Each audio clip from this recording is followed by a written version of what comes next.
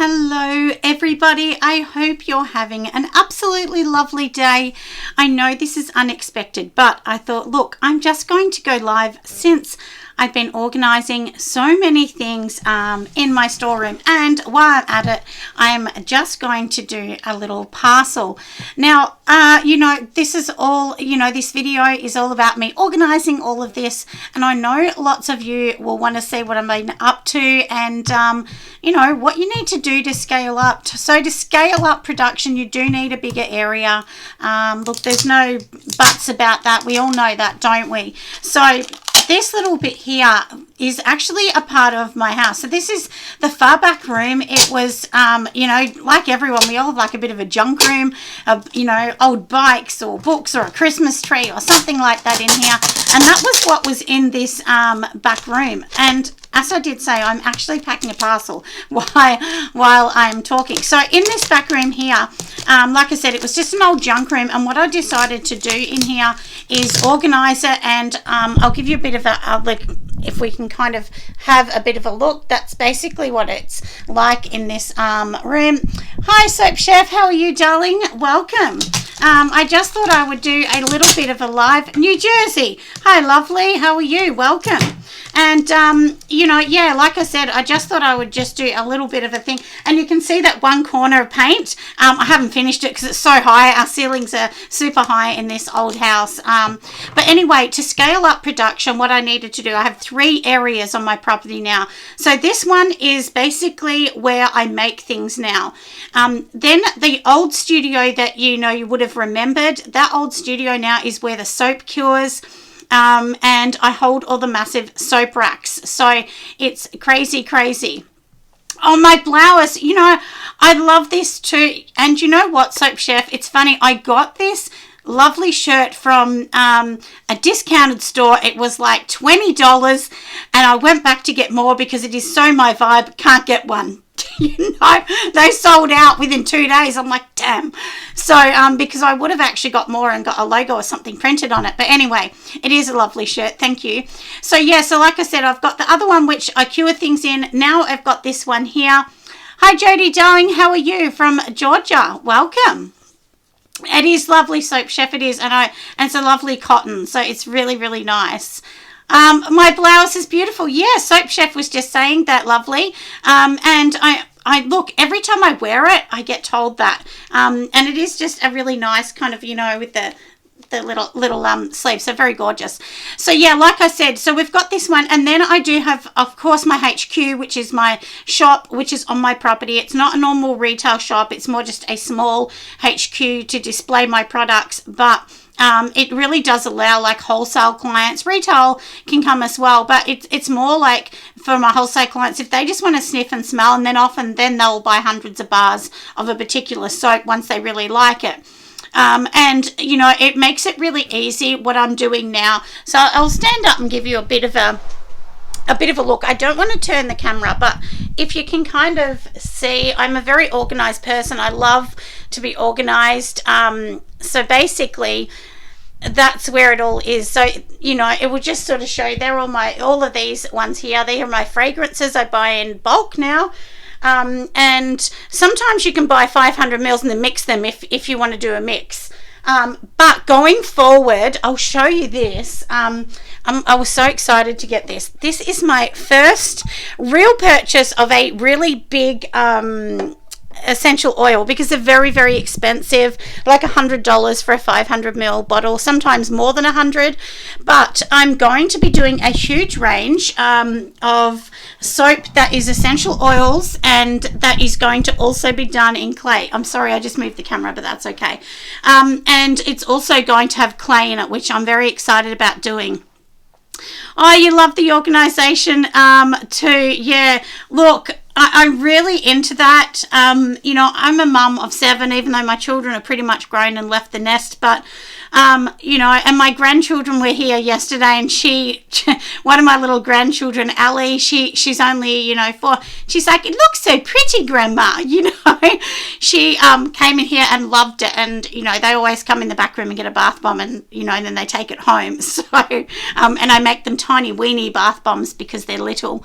But yeah, so, and I'm thinking now, so let's talk about scaling up. So scaling up is one of those things that, look, it's hard because everyone would love to scale up, but look, let's be honest, sometimes the customers aren't there. And that's the hardest thing, is finding the customers. But one thing I've learned along the way is I always thought, well, you know, first I'll get the soap ready, then I'll do this, then I'll do that. Well, it kind of never happens, you know, because things get in the way. So I think to scale up, the main thing you need to look at is, number one, how are you going to create the production line? Because there's no good me saying I'll scale up and I'm in a 2x2 meter room. You just can't. There's not enough space to store all of the soap, store all the ingredients. And, you know, a part of scaling up also is making sure that the production can happen quite easily. So if you're in a 2 meter room, you can imagine how hard that would be, is to make the soap, you know, put the soap on racks and so on. It's not very easy to organize your space. And to do products that we do, it does need to be clean. It does need to be, you know, a sanitary environment, quite a dry environment. You don't want to have a moist environment. And my house is almost 80 years old. It's like 76 years old or something. Having a house like that, sometimes they do get more moisture because they're older. That's just a part of it. But you need to make sure you're on top of that all the time. So that's the thing. Yeah, lovely. That's right. It is right. So to scale up means there's other things you need to do before you get to the stage of scaling up. And like I said, when I first started, I was like, I'm just going to sell heaps of stuff. I'm going to make thousands of bars of soap. But before you get to that, you need to find a recipe that is so good, and you need to find something that is super duper, you know, amazing. I'm sorry, I'm just flicking off so many messages because it drives me crazy when I'm trying to talk and all the messages are on. But yeah, like I said, you need to do that. Find your recipe that's good. And look, I've had lots of recipes. They're all great, but you need to make sure that a recipe is going to be really good in different climates. So in Australia, I'm in Melbourne. Melbourne's the bottom of Australia, which is quite dry. Then when you get to the top of Australia, that is where we're getting into you know, the humidity, high humidity, the very hot climates. Like my dad used to live in the high parts of Queensland. It's tropical, so it is much different weather. So you need to make sure that if you send something up there, it's not going to be all moist and sticky and horrible up there. So you need to have a soap that is higher in a coconut oil, lower, much lower in olive oil to use in Queensland, because Queensland's a little bit different, especially in the high tropics.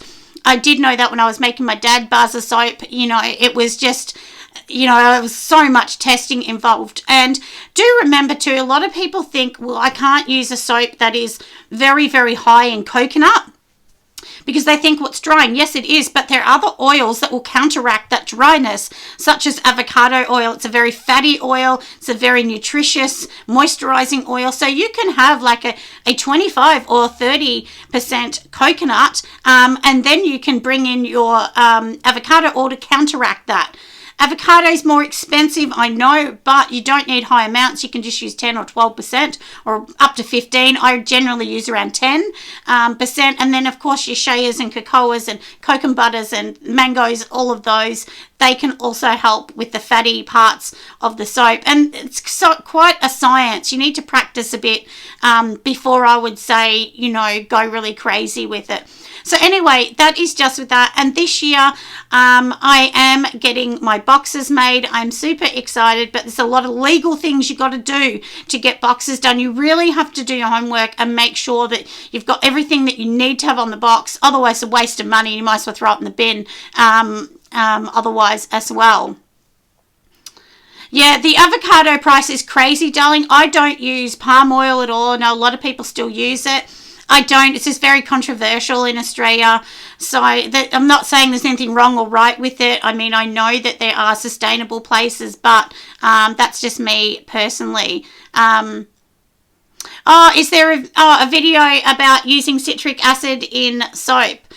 Sure. Yeah, I can do one. I actually have just ordered some more pH strips, and I am going to be doing a video, an easy video, easy for everyone to be able to use pH strips, and how super duper easy it actually is. And I'll tell you, like, so say you've got a bar of soap. This is one of my new bars. So this is what my new bars are going to look like going forward.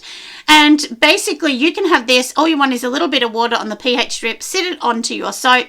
Usually you'd have a scrap off the side or something, so that you can be able to do that as well. Yeah, and I will be doing a really easy video on how easy it is to use pH strips. They're only a couple dollars for a packet. And I'll show you the packet I've got. Hold on. So this is the pH one that I've got. So, it just comes with this. This is just what tells you. Now, one thing I'm going to tell you why we're talking about soap. Can you see how high the greens are? So the third and the fourth green, so these two here, those ones here are what soap is going to be. So you don't panic when you get that. Generally, soap is going to be in those higher ranges. I mean, if it's up here, no, that's not good. But generally soap is going to sit at about 8 to 10, and that is normal for a bar soap. It would not be normal if you were doing, say a wash. You want that to be about 5 pH. So there's different pH levels for different products. So one does not fit into all. If that makes sense. And look, this is just research. I mean, Google, friends. I spent years Googling and doing everything, but that's the one I'm using. I think I paid $4 from Aussie Soap Supplies in Australia. I'm sure Brambleberry and all of these amazing places in the US, the UK, many other places, around the world. I know there's more places than just the main Western ones I'm talking about, but it is important, if you're going to sell on a larger scale, to really understand the pH. And like I said, I promised to do a video. I've got actually 4 videos that I'm editing at once at the moment. One that is uploading as we speak. Yeah, that's right. Googling is your best friend, lovely. And people probably don't believe me when I say this, but I'm being honest. I have spent thousands and thousands of hours just Googling. I mean, the amount of hours I've spent, my husband can't believe it. Or watching YouTube. I watch a lot of YouTube, and, you have to just find a channel that's good for you, that you really like. Because some channels you might not like the way they do things, and it doesn't mean they're wrong. They might be totally right. But sometimes you just resonate with someone, and find someone that you really like.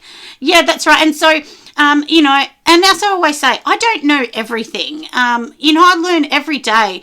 And I think an intelligent person should tell you they don't know everything, because if you say you know everything, there's nothing else to learn, and life is about learning. So, and I've learnt so much on my soap journey. And if I'm going to be honest, my favourite thing to make in the world would be soap. I really love making bar soap just like this. And there's so many things you can do.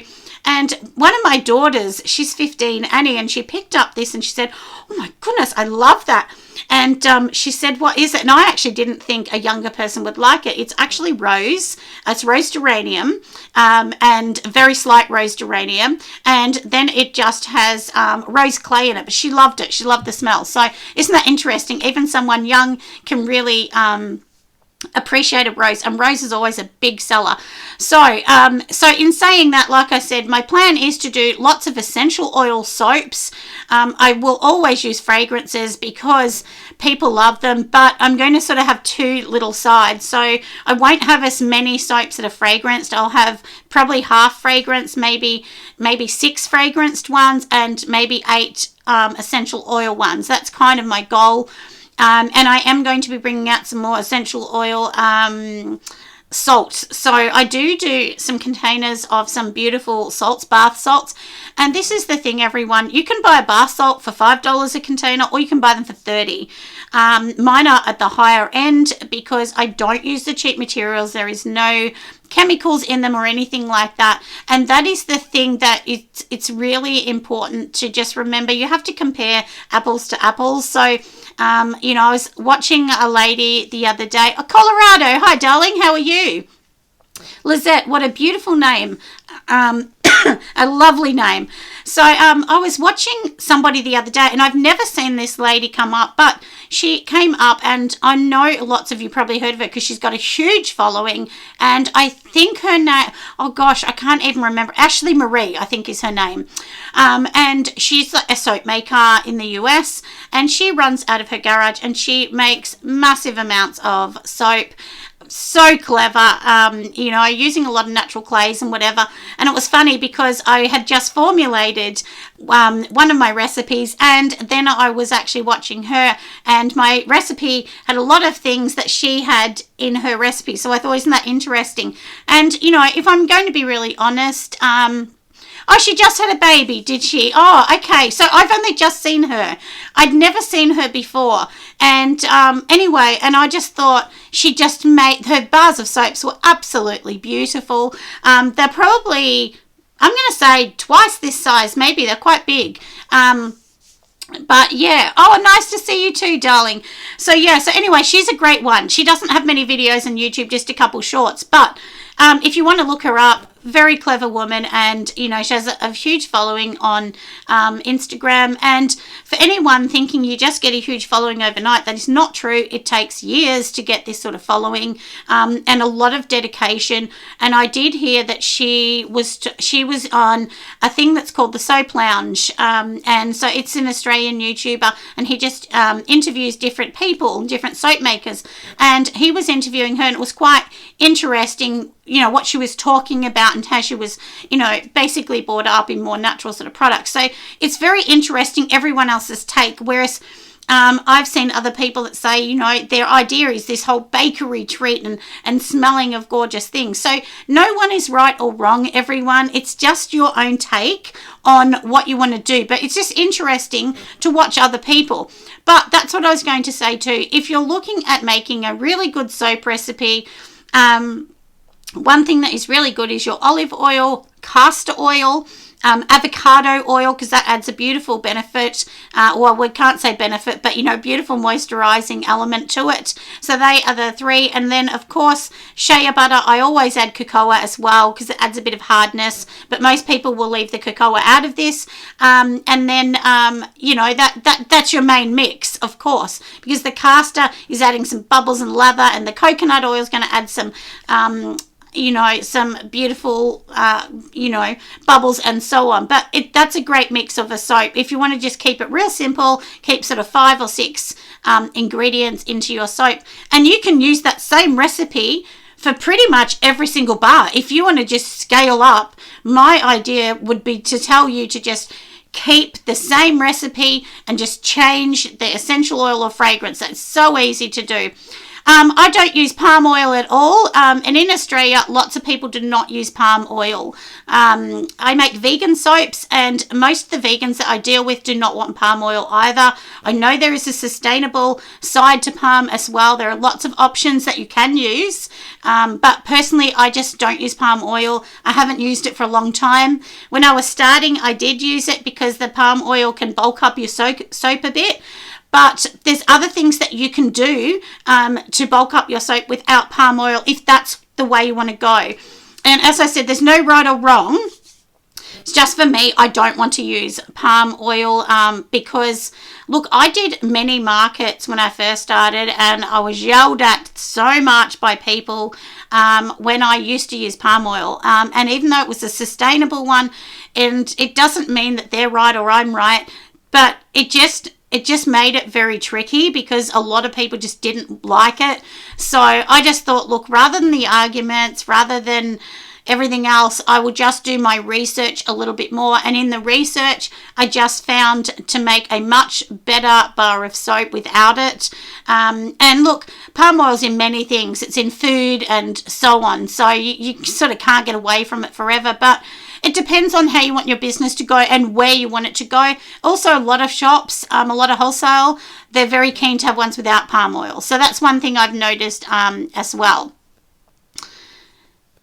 Yes, that's right. If you use a lot of butters, they will actually bring the bubbles down a bit. And the same as if you use a lot of vegan soaps. A lot of vegan soaps are not as bubbly as, And also, when you're getting a commercial soap, they have additives to add to those bubbles. So it depends, like I said, on which way you want to go. If you want a really natural soap with as natural as you can get, I mean, you know, that word natural is, you know, up to interpretation to many people, isn't it? So it's a term that is loosely used. But to me, if you want to make a natural soap as natural as you can, I would be using butters, oils and essential oils. That's as natural as you can get. Once you add you know, once we start adding in a fragrance oil, of course it's not natural, and it's usually made up of many chemicals to get that scent, and there's nothing wrong with using that either, everyone. I use them too, but you know, if you want to sort of you know, sort of broaden your horizons and open up to many other companies, then maybe you need to have you know, a couple bars at least that are an essential oil bar. And I will be doing a few videos showing you things like this. So in here, this is actually rosemary in olive oil, and it is just doing its little job. It's going to sit in here for quite some time. And then the olive oil is going to soak up the rosemary. If you want to fasten a process like this, you can just heat this up like in a double boil, and it will help change the color of the oils as well. And I know it doesn't look too sexy in here, but I promise it's going to be a gorgeous soap, and it will add to that really greenness as well of that soap. Calendula petals, something else you can do as well. Yes, I do love the essential oils. I will definitely be doing them. I actually have some that are curing. I also have a couple bars that are a coconut milk. So rather than your sort of milk and honey, my version, which is a vegan version, that is a coconut milk and oats.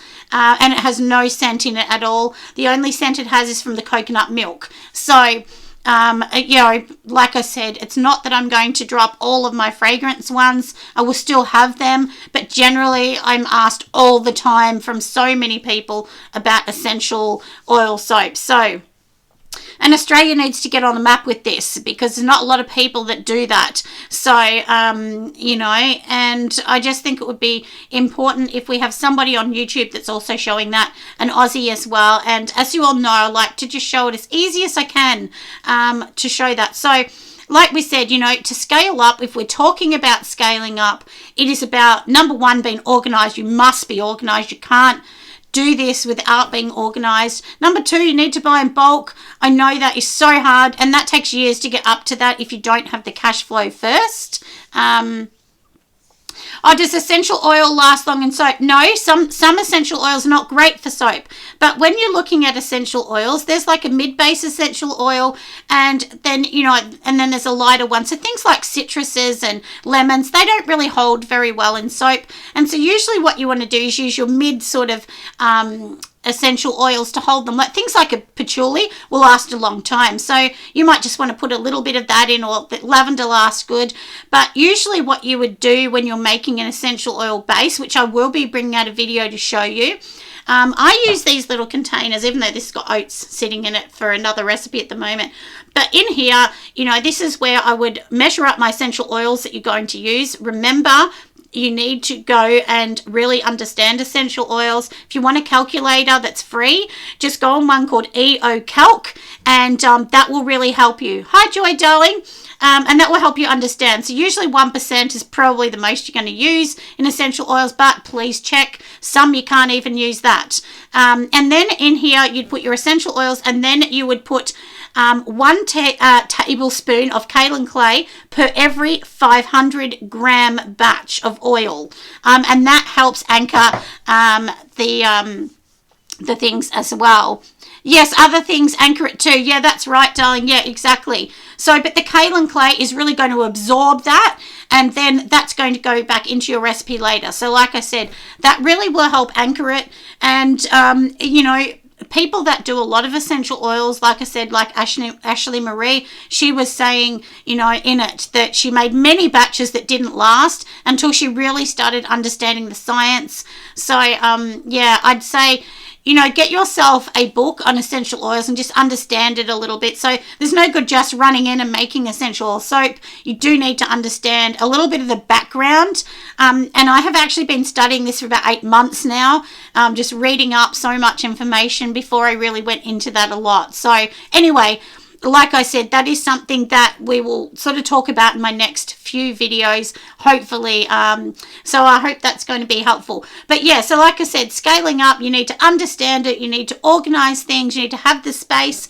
Then this is the thing no one is going to like me saying, but you actually need to go into your local stores or boutiques, hairdressers, and you need to say, hey, you know, this is what I actually do. Give them a business card, a flyer, even a tiny little sample, and say, this is what I sell. Would you be interested in selling this in your store? That's how you get people as well.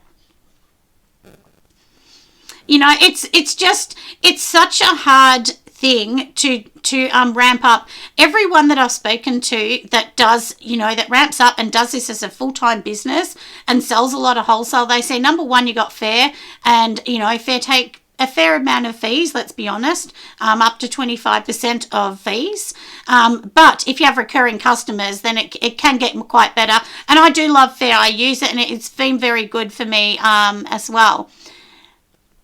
Somebody else has a book as well, do they? Oh, that's very exciting. I'll look back through that notes. There's so many good books around, honestly. I think there's one like the Encyclopedia of Essential Oils. I think that's the one. I can't remember, but I think that was the one that I borrowed from my library and was reading up on that first. But I've ordered a couple new books in, so it's very, very interesting.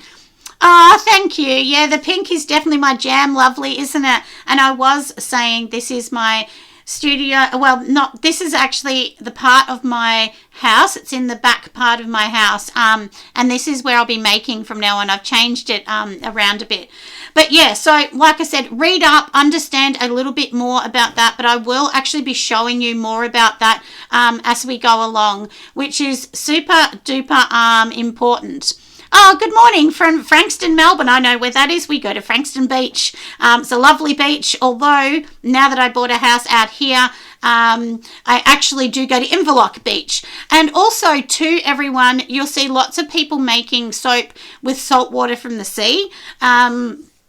I personally don't do that. I would love to do that, but the thing is that there might be contaminants in the sea, so that's why I don't use it. But there's ways to make your own seawater if you want to go down that avenue as well. But if you want to make it for yourself, it's probably fine. I just don't think I would sell it using water from the sea, because people are swimming in the sea, animals are in the sea, so it's not a pure water, obviously. And you have to be careful when you're making salt products, because they can go hard really fast. I learnt that the hard way years ago. I made a massive slab, a 7-kilo slab of salt soap. I left it for 3 days, cut it and couldn't cut it. So it was crazy. Yeah, that's right. Yeah, Inverloch's beautiful. We go to the surf beach because I live in Gippsland now. So, but yeah, lovely. But welcome, lovely, because you're from my town, Melbourne.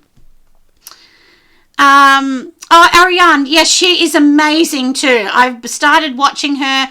There's so many people that are so good in soap making, and my plan is in a couple of years, hopefully, to come to the US to a conference, to a soaping conference. So we'll see. You know, I have to save up lots of cash, so we'll see what's going to happen. But my conference is coming up in, somebody did say, was it 69 days or something? I can't remember. But anyway, it's on the 25th of March, and we have just been talking with an amazing supplier, a new supplier, and they are actually going to come with lots of containers and everything so people can feel them, touch them, see them. And I hope you'll get on board with this amazing company. They're a lovely company. I will introduce them in one of my next videos. Yeah, anyway, but they're very good, and they do lots of different things, oils and containers, and you can ring them. They're a Melbourne based one, but yeah, amazing. So like I said, I will be doing all that. But yeah, like I said, if you're wanting to get into more of upscaling, like I said, number one, organizing. Number two, you need the space. Number three, you need to buy in bulk. Number four, you need to definitely go to your local stores and say, hey, this is what I do. I would love my things to be in your store. Would you be interested? I can set up wholesale. Even if you have a Shopify site, you can literally ask them what they want, and then you can send things straight out to them. Oh, you love my transparency. Thank you, darling. Yeah, and I will be telling you different additives, to come. Like there's different clays and things that you can use. I'll be staying away from oxides. A lot of people are allergic to that. We won't be doing that. In our essential oil ones, we will be using ones that are all natural colorants. No micas in those ones, but I will be using micas in the ones that have the fragrance oils, because I do have wholesale customers that still want those. So, but this is the thing, everyone.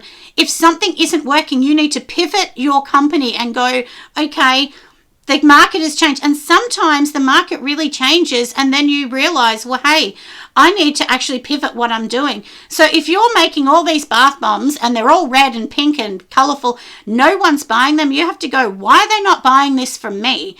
Why not? And it's not that you're doing it wrong. It just may be that you have attracted a different client base. And look, this has happened to me, so that's why I know about this.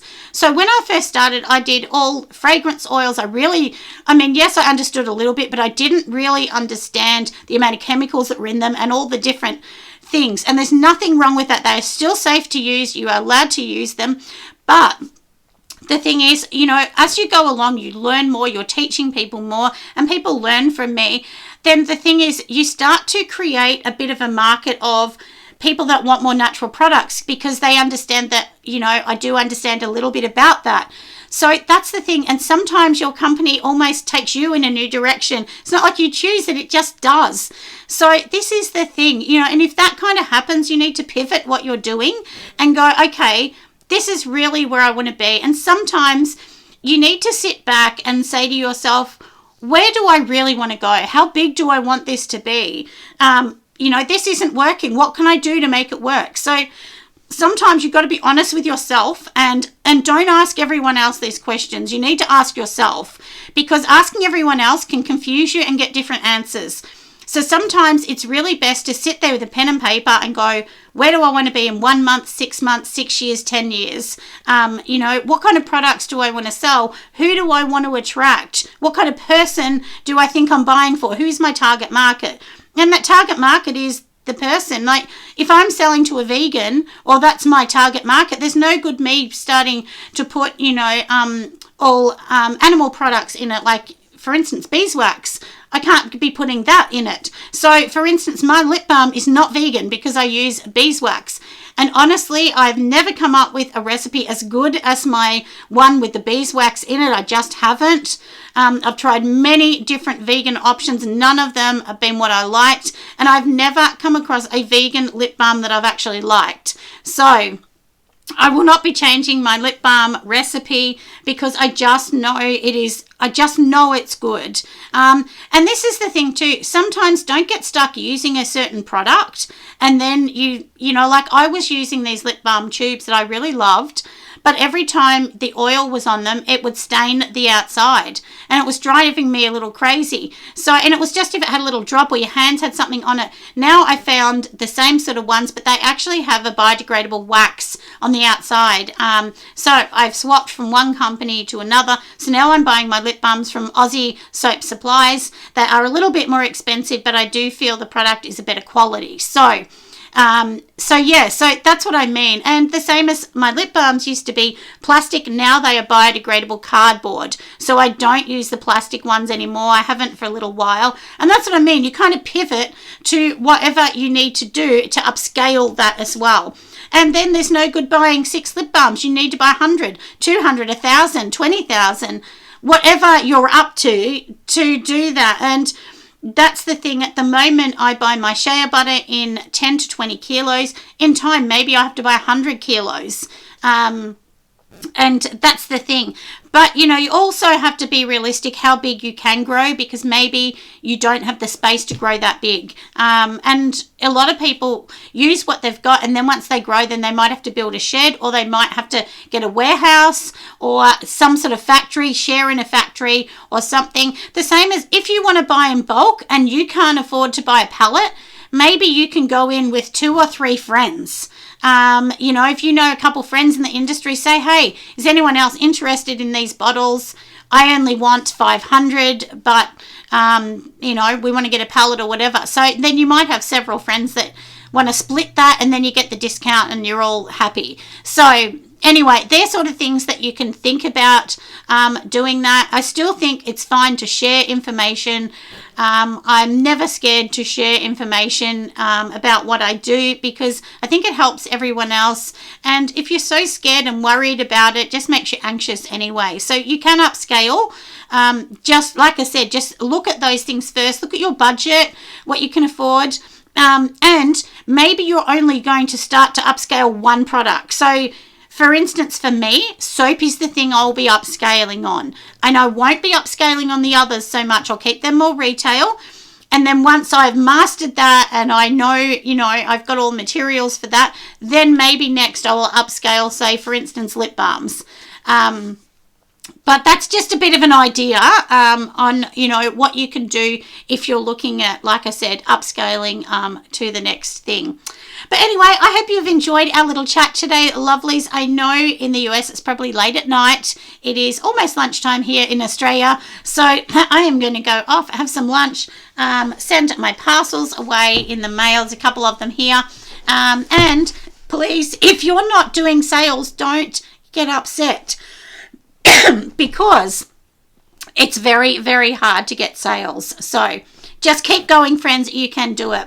All right. Have an amazing day, friends. Bye.